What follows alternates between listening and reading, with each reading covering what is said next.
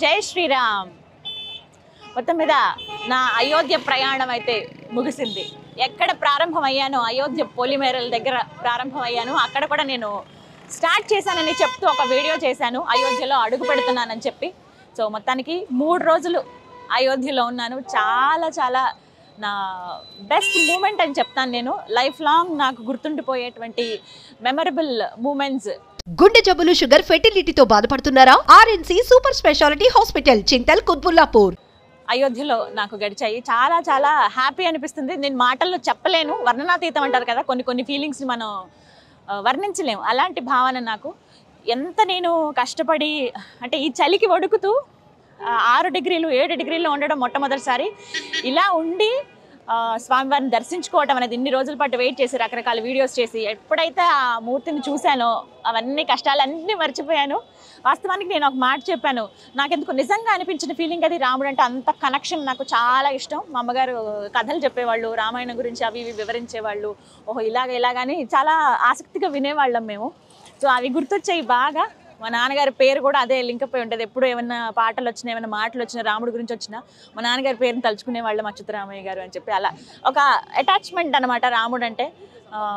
ఏవైనా ఇంకా ఏ విషయాల్లోనైనా లింకప్ చేసుకుంటూ ఉంటాము. ఇక్కడికి వచ్చాక ఆ ప్లేస్లో నేను ఉన్నానా అనే భావన నాకు చాలా సంతోషాన్ని ఇచ్చింది. నన్ను నేనే మర్చిపోయాను నిజంగా చెప్పాలనంటే. ఇక్కడే ఉండిపోతే బాగుందని అనిపిస్తోంది, కానీ ఇంకా చాలా పనులు ఉన్నాయి మనకి. ఇంకా చాలా ప్లేసెస్ నేను చూడాలి, చూపించాలి, కుటుంబం దగ్గరికి వెళ్ళాలి, ఇలా ఇన్ని ఉంటాయి కదా. సో అప్పుడు అనిపించింది ఇంత పవిత్రమైన ప్లేస్లో చెప్పులు వేసుకోవద్దు అని కేవలం నాకు అనిపించిన ఫీలింగ్ అది. అందులో భాగంగానే నేను వేసుకోకుండా 3 రోజులు ఉన్నాను. చాలా దూరం నడవాల్సి వచ్చింది. కొన్ని రిస్ట్రిక్షన్స్, కొన్ని రూల్స్ వల్ల చిన్న ఆటో రిక్షాలు ఏవి రాలేదు. 2 కిలోమీటర్లు 3 కిలోమీటర్ల మధ్యలో నడిచాను. సో అప్పుడు కొంచెం బాధ అనిపించిన తర్వాత స్వామిని చూడగానే అవన్నీ పోయాయి. సో ఇంక నేను పొలిమేర దాటేశాను. నెక్స్ట్ ఇంకా గోయింగ్ టు హైదరాబాద్. సో ఇంకా చెప్పులు వేసుకునే టైం వచ్చిందనమాట. చెప్పులు వేసుకుని వెళ్తాను. ఆల్రెడీ ఫ్లైట్ టైం అవుతోంది. ఇంకా నెక్స్ట్ వెళ్ళిపోవడమే. ఆ రోజు తీశాను.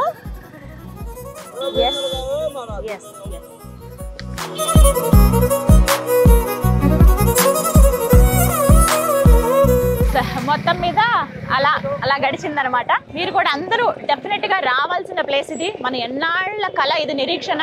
రామయ్య ఒక టెంట్లో చిన్నగా పూజలు చేసేవాళ్ళు. అలాంటి రామయ్యకి ఇక్కడ పెద్ద సుందరమైన భవ్యమైన మందిరాన్ని నిర్మించారు. మోదీజీకి హ్యాట్స్ ఆఫ్ చెప్దాం. ముఖ్యంగా ఆలయ నిర్మాణంలో ఎవరైతే త్యాగాలు చేశారో వాళ్ళని స్మరించుకుంటూ, ఎవరైతే ఇప్పుడు వర్క్ చేసి ఇంత ఫాస్ట్గా ఆలయ నిర్మాణం కంప్లీట్ చేశారో వాళ్ళందరికీ మోదీ పూల వర్షం కురిపించారు.